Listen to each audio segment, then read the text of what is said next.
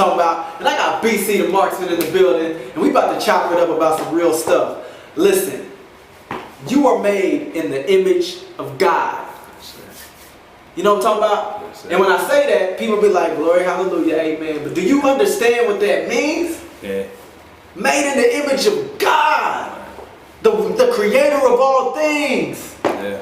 Like, but the enemy uses a lot of his energy to hide that identity from us. Yeah.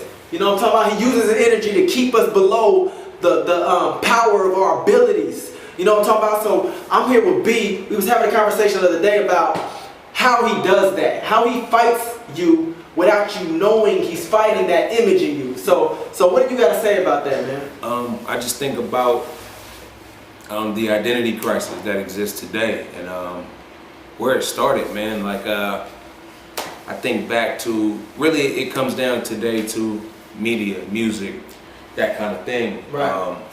And it's presenting this idea of who you are. It tells us how to dress, how to walk, how to talk, how to think, how to be, right. as opposed to us all being individual and who we really are, who God made us, and right. what are our strengths, our weaknesses, our quirks, our weirdness, right. all of that. And so all of that plays into who we really are, and you know, us tapping into that power, that potential that right. God put in us. I was talking about the power of ideas, right. the power of vision. You know what I'm talking about? Yeah. The power to create. Yeah. Like, we all have this power, but we have these images, these other images that lead to death. You know what I'm talking about? Instead of the images that would lead us to life, an abundant life. So give me an example of some of those images that lead to death. It reminds me of like growing up in the hood. Naturally, everybody's not a roughneck. Right. But in the hood, you know, you have those who really hate that whole roughneck thing, but will play that role, but right. will play that part because this is who I have to be in this environment. Right. And so it's not the real them. Right. And so you don't get that. Or another example, I think about like the late 60s, the whole Black is Beautiful movement. And black people they knew, they were getting to know that they were beautiful. Right. And because of that, you know, it led to them getting fed up with the mistreatment, and and riots and that type of thing. You right. think Detroit and all of that. And to counter that, the airwaves, the media, the TV was flooded with like the black exploitation movies, the Mac and all of that stuff. And so instead of us, you know, continuing in, you know, Black is beautiful, and it meant something to be a black man, it meant something to be a black woman. Right.